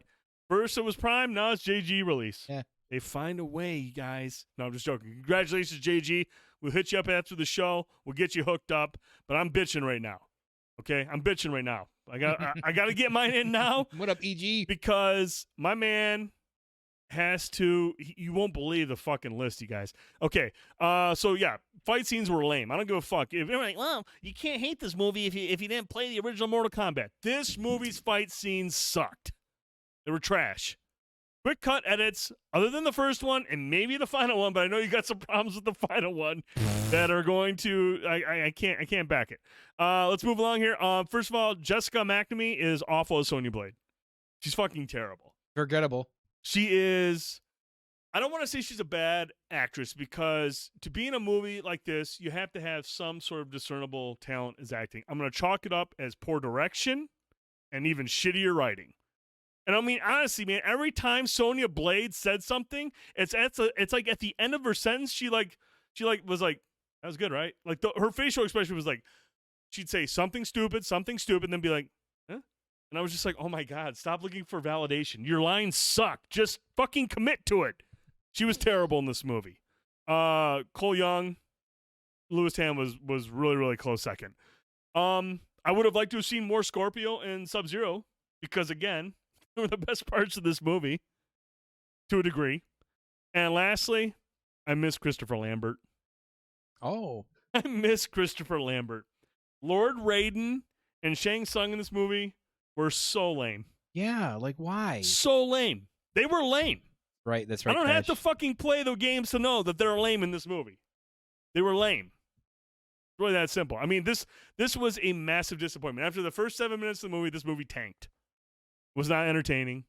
It was poorly done and a huge missed opportunity. I don't expect a fucking cohesive plot. I don't expect Oscar-winning action or acting. I expect good combat. And anyone who says this shit was good fighting, no, it wasn't. It wasn't good combat sequences. Was like a sci-fi movie. Actually, this was like what you'd expect out of a 90s action flick. This was a shit sci-fi movie. It really was. It really was. Okay, now I've got my stuff out. Tone, I'm gonna sit back. I'm gonna crack a beer. I'm gonna let you do your thing, and then we're gonna get Jay Hill on the phone here in a moment. Maybe he'll say something positive. I don't know, but I'm gonna let you go. You're up first, dude. You're up first. You want me to go first before him? You want Jay Hill to go first? Should we have Jay Hill? Yeah, you know what? Let's do that. Is Jay Hill ready? Is Jay Hill ready, Cuddles? Thank you, Entertainment Geekly, for that sub. Thank you for popping in. We love you. Oh, Entertainment Geekly, thank you so much. Appreciate. Yeah, get that popcorn. It's gonna get hot. Yeah. We get Jay Hill in here real quick, Cuddles. Let's get his piece in here because I'm not gonna let up for a minute, and I want to make sure this is gonna be a long, lengthy tirade. Yeah, so get ready. Let's get Jay Hill in here. How many nights, Forge Hammer, did we spend playing Mortal Kombat? When we lived together. Jeez, oh, Pete. All right, we're gonna bring Jay Hill on. Jay Hill. There he is. Ladies and gentlemen, can you guys and gals hear Jay Hill? We're still trying to tweak this. Jay Hill, how you doing tonight? Awesome. Yeah, cheers. Hey. Cheers to you. Can you hear me, Jay? Can everyone hear Jay Hill? Try now, Jay Hill. One more time. Can you hear me now? How about now? Let's hear a yep. Let's see a yep. Give me a yep if you do. Jay. Nope. Really? No. All right, Jay Hill, hang on. This is the bullshit we deal with. This is the bullshit we deal with. Let me see here. I think I know it. Well, at some point. You have yourself muted over there? No, I don't. It's this thing right here. Okay. Properties. Go with. When Forge Hammer and I and Cappadocian lived together, we played Jay fucking Hill, try Mortal saying Kombat. something now. Can you hear me now? There he is. Now we got him. Now you guys and gals can hear that, right? Jay Hill? Yeah, there we go. All right. There we go. All right, right. Jay Hill, seriously, help us. Help us find some positive. Now, I know you're a fan of Mortal Kombat. You're pretty familiar with the lore. You played the games for a long time. Please be positive. Tell me you love this movie. I wouldn't go as far as loved, but it was exciting enough for me to watch it. I'd probably watch it again or a couple more times. Mortal Kombat has such a nostalgia and thing for me. Like, I remember going to, Fashion Square Mall. Oh, you're talking weekend. Aladdin's Castle. Oh, yeah. Aladdin's Castle every weekend, when people used to go to malls. And that was like my childhood, playing Mortal Kombat 3 against way older people and beating them. It's a part of childhood that. So no matter what happened in this movie, I don't think I was ever gonna hate it. So Right. that's the issue. I'm really biased to this. Sure. There's a lot of scenes that are throwbacks, like when Liu Kang keeps sweep kicking Kano because everyone used to sweep kick everyone. That was just one of my over and over pros. again. Yep. Actually enjoy. I did enjoy that bit. I'd be honest with you. I thought Kano was pretty good too, like Mhm. the acting and all the stupid little comments and thing. I thought that was pretty decent. I agree with Sonya was just bad. Oh, she was awful. Yeah, and I could, Cole Young, I understand they were trying to get away and, bring in the lineage, but they didn't do it very well at all. Right. So it was, I understand. So now, well, at least they didn't bring in the worst character in the Mortal Kombat franchise, and they teased him at the end in Johnny Cage, so we don't have to worry about seeing him later. But hopefully, I want to see a sequel or a trilogy because we can see some noob Sabot stories with. Tone's pissed because he likes Johnny Cage, I bet.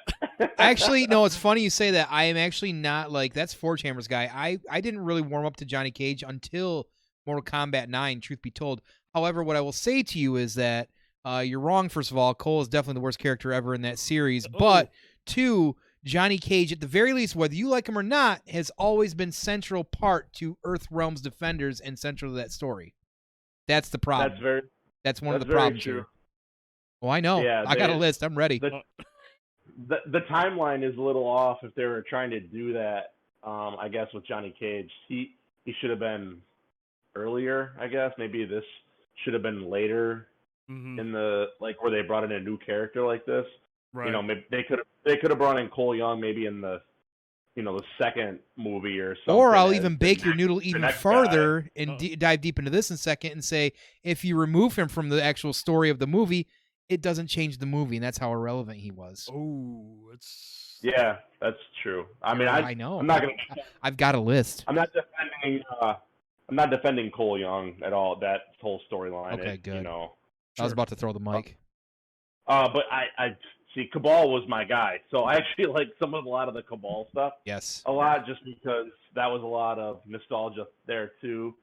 Mm-hmm. And a lot of the criticisms I saw of Shang Tsung's, besides Sub-Zero, you didn't know the other two characters. Those characters were in one game or something. Are you talking about probably General Raiko and General Raiko? Yeah, right. In the Flying Girl or whatever. I understand kind of why maybe they did that, because those are sacrificial deaths. Sure. Those people were going to get killed. So you don't want to. You didn't want to bring in a high profile character in the. If they're trying to build a franchise, I'm saying, I don't think they were trying to go one-off movie here. Oh no, they've already said that the actor who portrays Sub-Zero told everyone that he's actually under contract for four more movies. That's bold after this release. Well, you say it's bold, but we saw the numbers. More people watched this movie in 3 days than people watched Godzilla in 5 days. But a sucker's born every minute. A sucker's born every minute. Jay Hill, was there any part of the movie that stood out to you as like the highlight of the movie? I mean, was there anything that that you would have liked to have seen? Is there any characters outside of Johnny Cage that you would have liked to have maybe seen that they could have squeezed in there other than Cole Young? It's a really short little clip. They do show Katana's fan in Raiden's vault. Yep. Big for fan. a second, He's but one of my top they two. They didn't like bring her in at all. That was kind of a letdown. Oh, really? One other letdown was when I love Jax's face smash fatality. Yeah. But in that scene though, they were on the pit. So I think they should have really done like a really powerful Jax uppercut with his arms and having Reiku fall off the pit in like a 3D form, like that watching sounds him familiar. fall into the spikes. So I think they messed it up there. They could have done that. There was a lot of bad things. Oh yeah, Blanco. I got that listed. Again, don't worry. I mean, it's Mortal Kombat for me. I watch Annihilation. It's awful, terrible. Oh, but yeah. I mean, Annihilation's pretty bad. Never heard of it. But because of how much it meant to me as a kid, I still like appreciate things into it because that's just, it's what it is. No, I mean, and that's the thing, man. That's why this has been such like a divisive topic. I mean, if you go on social media, I mean, there are so many people that are defending this, and look, just because I don't agree with their reasoning behind it. I don't have the attachment to Mortal Kombat. I'm watching it, to the lore itself, so to speak. I played the games for the fatalities, and I dick around with it here and there. I watched the '95 movie, and I thought that movie was awesome. The soundtrack was incredible. But I don't have that attachment like Tone does. And even then, I just watched this from an entertainment perspective. And it was just like, man, look, I wasn't expecting a whole lot in terms of the acting and the plot and stuff. But this was just. I just was underwhelmed by the combat part of it, and that's like the most important part, in my opinion. I just felt like it was lame, like the fights were lame. Yeah, does anyone know who did Mortal Kombat Legacy, that whole series? Because if no one's seen that, was that Makina really, that did that? Yeah, that was the Mortal Kombat Legacy was amazing. Yeah, that was Matachita or something. Yeah, like something like that. Yeah, on YouTube, that was so fucking good. It was about a decade ago. If no one, if they like. Didn't see, or they're not a Mortal Kombat fan and they didn't like this, go watch that YouTube series. You want to see how to do Mortal Kombat from like a third-person perspective or third-person. It's really fantastic. Yeah, it was Makina, yeah.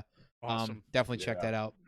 Well, hey man, I appreciate you calling in, dude. Appreciate you sharing your thoughts. As always, it's always a pleasure to have you on.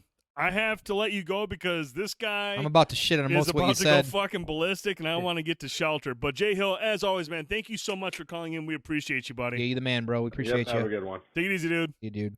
All right, ladies and gentlemen, in this corner, we have Fanboytone, and he's pissed. Let me preface this by saying this is all I want to give you a brief history on the tie that I have with this series. In the early 90s, I had a Super Nintendo. The Super Nintendo version made it so you couldn't enjoy the bloody, icky version, right? Right. I traded for a week my Super Nintendo so my buddy could play it, who had a Genesis, just so I could play the bloody version of fucking Mortal Kombat. Wow. That was it. I got Sonic with it, too. I probably played more Mortal Kombat. I don't know. Doesn't matter anymore. Point is, and it's a good bring up, by the way, the Makina, the Mortal Kombat Legacy that came out about 10 years ago, right when 9 came out was a very great series on YouTube. It was singular episodes about background of each character. It was very brutal. It was very modern-esque of all the Mortal Kombat characters. Very amazing. If you ever get a chance to check it, I highly recommend it. Now, when I watched this piece of trash the other night, I made sure right after I was done and complaining while I was watching it that I took notes while doing it. Now, there's some things that aren't on my notes, but I do remember for sure. What do we got? What do we point at? No, I'm pointing at your fucking notes. Oh yeah, dude. This list is insane. It's like a he's got a scroll even. I do want to come back on something to make sure I don't hit because somebody brought it up in the chat. El Blanco did.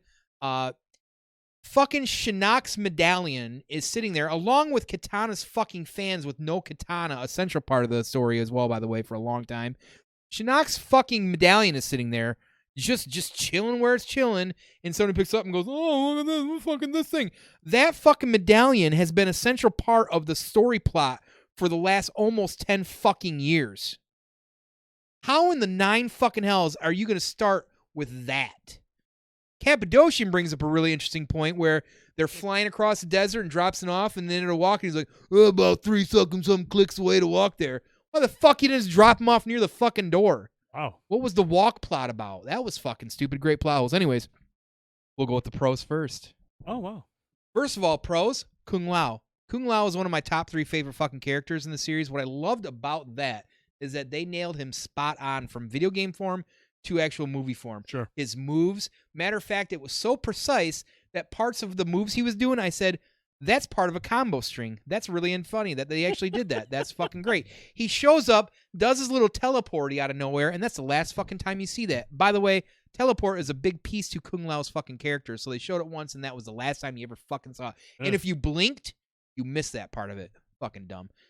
The leg sweep bit was actually really funny. I do enjoy campy bits when they come from. Listen, sometimes the campy stuff does hit a button. That one hit a button. I actually really enjoyed that. I thought they handled that really fun. That was kind of cool. I don't mind the good humor bits if it just kind of fits naturally. The dinner scene, we'll get to that hopefully with the cons. That was a little silly, but and the reason I bring that up is because I just start thinking Kano, because Kano, guess what? Kano was great. Kano was one of the best parts of the fucking movie. Kano was also on the wrong side for a long part of the fucking movie. Right. That was really fucking weird. But I was going with it because I'm like, oh, let's see where this goes, right? That's character development. Yeah, right. And it worked. He was funny. Like, some people say he was kind of campy and blah, blah, blah. That's fine. Sure. Maybe I felt like Kano kind of wore out his welcome with the shtick about halfway through. Sure. However, he also, I read afterwards, the actor that played him, Josh Lawson, is in the hospital right now for the broke back that he had from carrying the fucking movie. So for even half of that. So the action was great. The fights were awesome. I really enjoyed the fights. Really? Well, from a very cartoony set, like a video game set. Okay. Because I fully agree with you. If you've ever seen season 1, episode 3 of Daredevil or a John Wick movie, the bar has been raised for action scenes. And if you can't get that shit right, for anybody that's defended, I believe it was Just Canadian last week saying something about Iron Fist, we've seen better. We can do better. We're at that point now. The gore was great. I love gore. Oh, you got to see some fucking fatalities. No shortage of gore. And you straight up saw fucking Kano flip that fucking hat and throw somebody through it. That was a fatality. Well, that was Kung Lao, wasn't it? Kung Lao. What did I say? Kano. Why did I say Kano? Kano has a laser beam. Which is great. And matter of fact, I actually don't mind the Arcana explanation. However, the Arcana is fine with certain things when it comes to Sonya throwing rings, or even like Liu Kang doing the dragon fire thing, or even the teleport.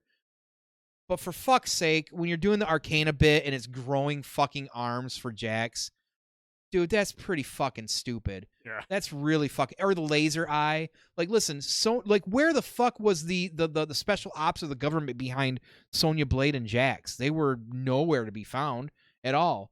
Like, it doesn't have to be like a huge premise about it, but you can just say, yeah, we're funded by fucking special operations. That's what we fucking do, et cetera, et cetera. Sonya over here throwing Nuva rings. Right. The fuck is that? It's very funny. It's actually really funny.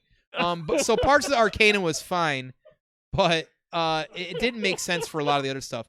The Katana fan thing in the background was really fucking exciting at first, but then also really annoying because you realize another central character to the entire plot and story is completely fucking missing for some stupid fucking reason. Forge Hammer says, but there are a lot of Arcana abilities in Mortal Kombat. I think it's just the introduction of them in this movie that I handled so poorly. The thought process works, unlike the fucking birthmark for the whole entire movie, but it kind of works for some things. It doesn't work for laser eyes. I mean, for fuck's sakes, Kano had a fucking metal thing there that shoot his eye. I mean, whatever it was. Right. Jax had his fucking arms ripped off, so he put on metal arms or what. I don't even think he had them ripped off. I think he actually changed. Sub-Zero froze them and then they exploded. Yeah, well, that's new. Cool. Neato. Sub-Zero was cool. For the most part, it was Bihan for sure, which is a big deal because eventually he turns into Noob. He had that darker look to him. I liked a lot of the setup with him. Again, we're talking about one of the 2 characters from the first 7 minutes that were fucking awesome. Yeah. That was awesome. And keep in mind, I'm heated about the pros right now, everybody. We're not even in the cons yet. Just wait. So the Cabal love, the random Cabal love for a random character who's kind of been around for a long fucking time. He was like spot to me. He was like Kung Lao. Kung Lao and him were like almost perfect to a fucking T. Like translation from video game to movie. That was fucking dope. I really enjoyed that. The MK music, the OG MK EDM music was kicking in, kind of like as part of a mixing with that. Did you notice that? Mm-hmm. That was fucking sweet. I didn't expect that. Get a little bit of love from the past. Yes, the fatalities were awesome. That was another pro. Yep. The few that we got looked really fucking good. And again, once again, Kung Lao. Kung Lao was awesome. If I haven't mentioned Kung Lao was one of the best parts of the movie. And I'll say it one last time. Kung Lao was one of the best parts of the movie. He looked and acted and everything else.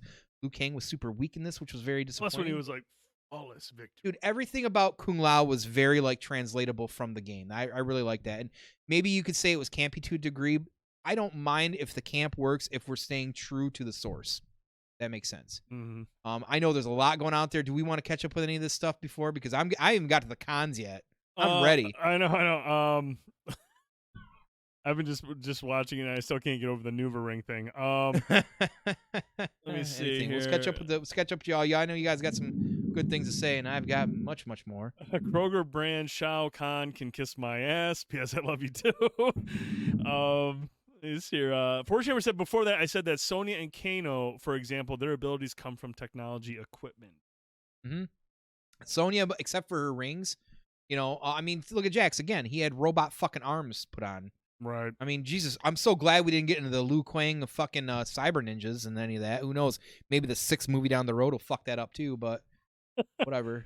A couple more things getting brought up about the stuff that's on the cons list. So I'm seriously just gonna sit back Okay. and, All right, and so sip my beer. My cons list starts with the first word on cons was everything. Literally everything. The fucking story is fucking trash. Outside of that 7 minutes, the fucking story is completely trash. It has shades of Mortal Kombat. The end. That's it. We keep hearing about the tournament, and everybody's like, oh, it was a prelim to the fucking tournament. Really? That's funny because I can pretty sure I heard of the tournament at least 6 fucking times. Dude, they mentioned this is the 10th battle in the tournament. Right. They talk about the entire time. This is the tournament. Oh, the tournament's coming. The tournament's coming. Sweet. Because nothing else is. It's not enjoyable. So, yes, the story was trash. I don't understand why they decided to go with the direction of, like, the tournament. Like, we talked about how, like you said, like, oh, we win one more, we're going to take over. Right. That was the last time we talked about it. The rest of the time was just saying something going, oh, the tournament. Sweet. Raiden, like, you mentioned Christopher Lambert. Now, he got a lot of shit on back then. There's a lot of people that did not like him as Raiden. That's not the debate. What I will say, though, is that Raiden has been always a central part of the fucking story. He is basically Nick Fury to the Avengers. That's how it's worked. He brings together the Earth Realm folks to fight and defend it. Mm-hmm. He was a fucking cockknocker in it. He stayed in his room most of the time crying, or I don't know what he was doing. Putting up electric shield and not being around ever. Like, if they didn't want him to be a central plot, that's fine, but give him more like screen power. Like, it's fucking Lord fucking Raiden. Right. Jesus fuck. He was weak as hell. Shang Tsung, also weak. Also boring as fuck. Yeah, I felt like out of the two, I felt Raiden, the gentleman who portrayed Raiden, Tadabu Asano, I felt like he was much better. I thought he was a much better Raiden than Shin-Han was a Shang Tsung. Shang Tsung, the character was just, it was. Well, just you lame. had to deal with Shang Tsung more because he was the villain, which I get. But like even then, like he was hardly predominant at all in any point. What's he saying? Jay Hill says, "Damn it, Tone, stop making sense. I want to like this through blinders." Guess what, Jay Hill? I'm only a quarter way through the cons, boy. Just wait up. All right, here we go. Here's my favorite part of the fucking movie. Oh boy, my favorite part of the movie. Cole, anything to do with that piece of shit? Oh my, cut it. Because like I said, not only is it way too much focus for some fucking reason, somebody please explain to me the necessity and the relevance of why this character needed to be introduced. You have a roster of over 30 fucking characters that have been around for 30 fucking years with a story that's been coherent, and that's debatable as well too, and lore that's been around that long. Why in 2020, 2021, in a movie we're trying to reboot and get a series going, do we decide, you know what? Scorpion needs some relations. It's his great grandson. Whoop-de fucking do, because he jeez. sucks. Guess what? Wait till you see his fucking power. What the fuck? Like, what the fuck? The Tonfas of Tokinawa? What the fuck was he fucking wearing? He basically had Black Panther's fucking armor button gold. Punch it a couple times. What is going to release a big power? Well, that's next? what I was wondering. Like when he was getting hit, it was lighting up. So was he absorbing the damage and then outputs? Which is kind of cool because that's kind of video sure. game-ish. But did we get payout for that too? Did not. Did not. You're No. exactly right. Again, if you remove Cole from the movie, the story doesn't change. It doesn't change hardly at all. How is he even central part? Like, even if he's Scorpion's relation, there's still going to be a tournament. Right. Goro apparently is coming to some And trailer. honestly, had Cole not been in it, Scorpion wouldn't have been in fucking hell the whole time. He could have brought him back some way. Maybe somehow. not. Well, they didn't even get to the Quan Chi shit. They didn't even get to any of the things with Scorpion. I mean, they don't even explain how Scorpion basically is able to come back. I've been just hanging out in hell. Decided, I fucking want a cheeseburger at Burger 31. I'm going to come up and hang out with you. P.S. I Love You says, from a writing perspective, he's there to be the noob so they can explain things to the audience. But they did an awful job. Yeah, you want to know why? Because Sonya Blade explained things, and it was terrible. We don't need that and something that is established this long. That's completely irrelevant. That's just the reality of that. Like, Brian says something. He goes, it would have been cool if Cole became the new Scorpion. now, I thought maybe they would kind of go with that, something like that. That would have been all right. So he had the nut. He had his weapon. You know, That could have been all right. I kind of thought they were going that angle. That's what some people have said. But again, why would you need to do that with this character when the character is not relevant and doesn't matter anyways? And like, yeah, Takeda or something like that. That's like current Mortal Kombat status. Some of those characters aren't even fucking in 11. But we're also talking about a reboot. This is supposed to be like early get. So like like a character like Takeda wouldn't be for more years down the road. Cole is an irrelevant character, and I completely would love to know why they decided to go that route. He literally single-handedly is a big reason why this movie, in my opinion, was so hard to fucking watch. Yeah, it really was. So again, if you take his story out, the movie's unchanged. You know what Scorpion doesn't need? What's that? Scorpion doesn't need somebody like Cole to help him fight. Can somebody explain to me, for 30 fucking years, in Mortal Kombat, when these guys fight mostly one-on-one, why all of a sudden Scorpion needs some fucking noob that they want to bash into you to help him fight fucking Sub-Zero? Great fucking question. Takes away from the badassery of Scorpion. Certainly does. Because what also doesn't help take away from the badassery of Scorpion is the fucking mask removal every 2 seconds. Oh, I got something to say? I'm Scorpion. I want to fight. Yeah, that was. Sub-Zero. Hey, I'll go punch some ice. Yeah, I mean, I heard him say. Yeah, I heard get him your say, people out of get there. over here clear enough. He doesn't have to keep going. Yeah. Which is ironic because most of the time he's speaking in Japanese until he says, Get over here. That's neat. That's good writing. Can we talk about Goro coming to the Earth Realm? Oh boy, this one is. What? Actually, you know what? Let me.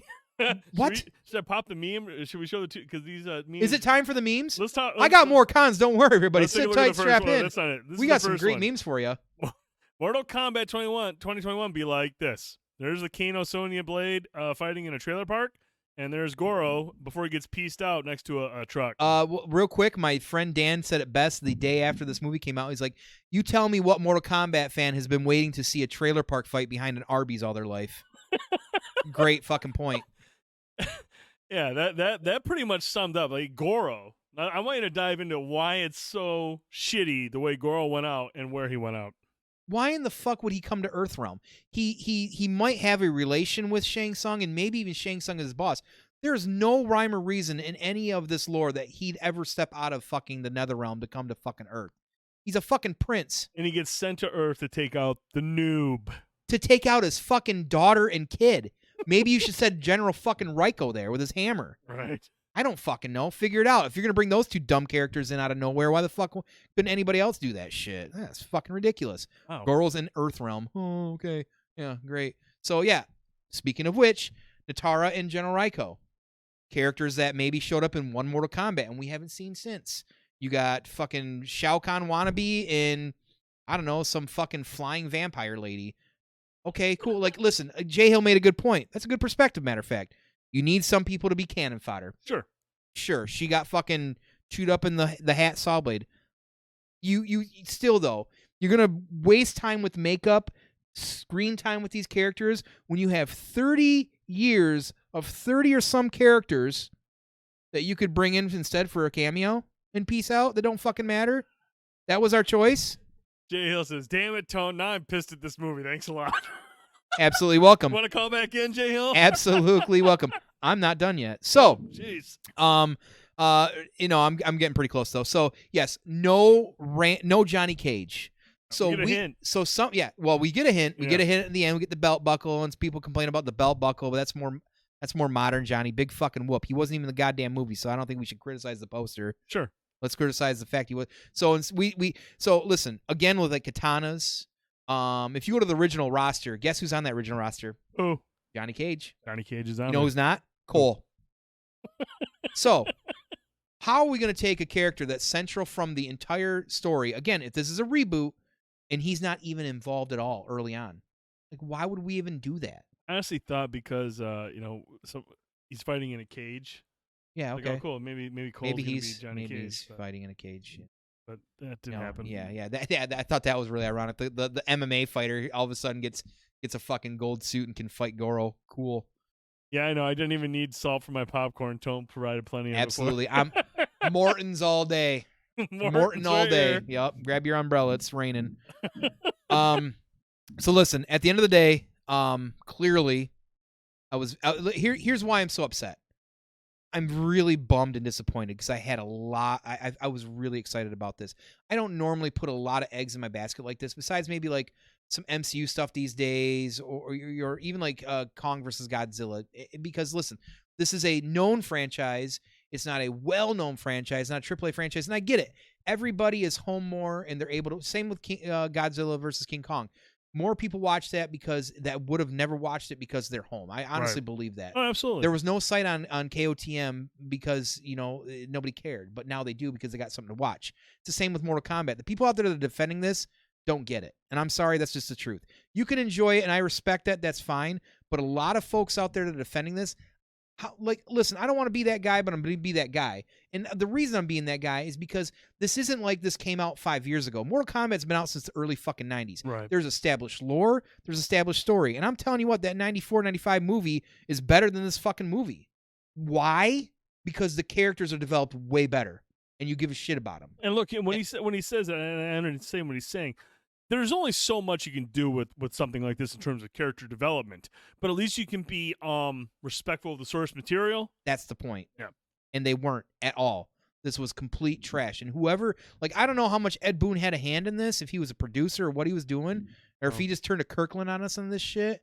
Maybe he did it with Annihilation. I don't know. But listen, nothing's going to be without its imperfections, but you have to at least try. Right. And I don't believe I don't believe there was a try in this at all. And it's ironic to me that WB is involved with Mortal Kombat, because guess what? They're also involved with DC, who also can't seem to ever fucking hit a home run. It's just it's funny how this works out. It's convoluted as hell. And again, I'm going to bring up Cole. Really, that's the best we could do. We didn't even need to do that. Right. We didn't need to do that at all. Reptile, who I've hardly even talked about, was basically a fucking alligator running around on a ceiling. I know he was kind of reptile-ish in even the original movie, and he kind of is in the games, but he's evolved over years, right? At least to be kind of like one of those ninjas. He didn't even get that fucking love, and that's unfortunate. At the end of the day, to come back to the Makina thing and the Mortal Kombat Legacy, this would have benefited better if they'd have ran that route with a mini series, not as a fucking movie. Because there's a lot of characters, there's a lot of lore, and you do need to flesh out. And they had 2 hours or whatever it was, a lot of time.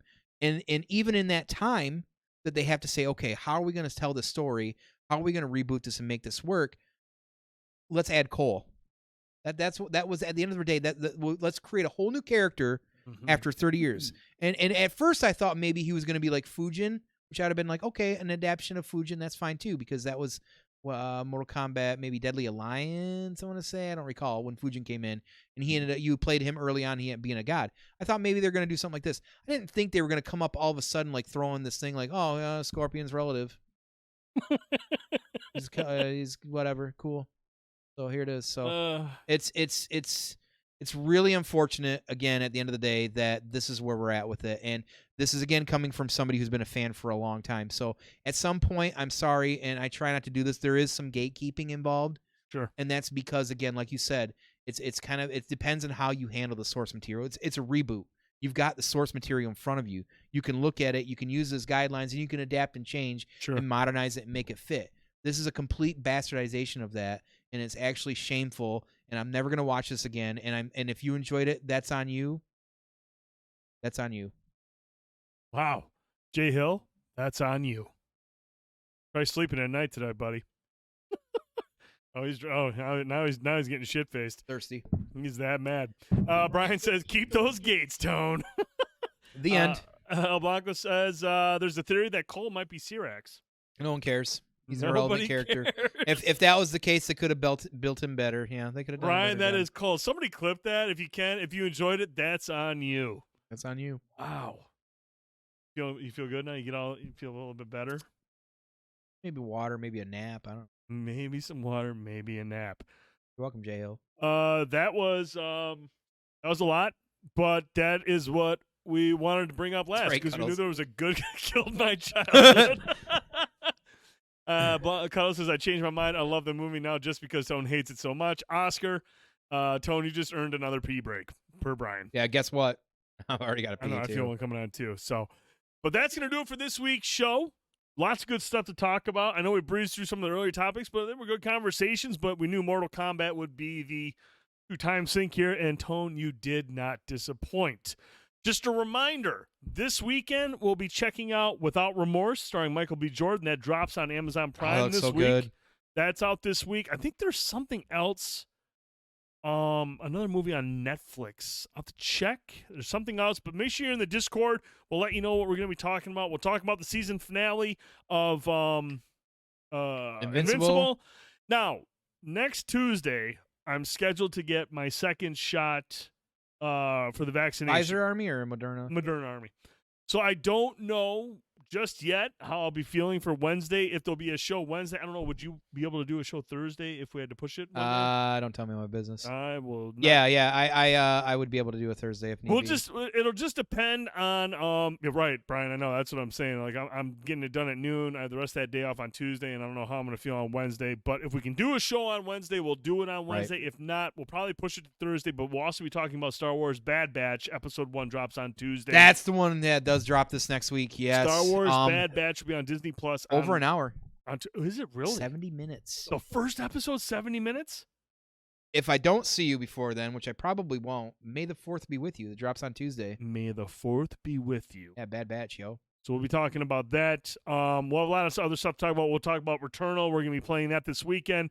A lot of stuff coming up. And if there's any updates or anything like that, movies that we add to the list, shows that we add to the list, we'll let you know in the Discord. So make sure you're in there. Once again, one big final shout out to Pigeon Brewing for letting us throw up the bar. This is where we're at tonight. This is where we're at this past weekend. You can catch our Beer Quest number 2. It'll be available on Friday, 9 a.m. Eastern time on our YouTube channel. You can check it out over there. Tone, did I miss anything? No, I just want to, as always, thank you everybody for being able to show up. Any of the subs, follows.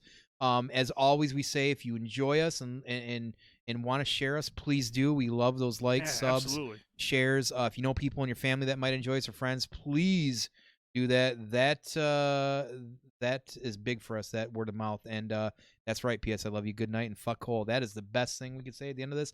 Ark and Wrath, if you want to dive into those pee breaks sometimes, DM me. I'll give you some details. But no, that's really about it, dudes and dudettes. We appreciate you as always. Thank you for letting me do my tirade. Oh, man. Appreciate it. It's the pleasure's all on this side of the table. Right. You know, what is it? RoboCop 2. What's bugging you, Murph? Kane.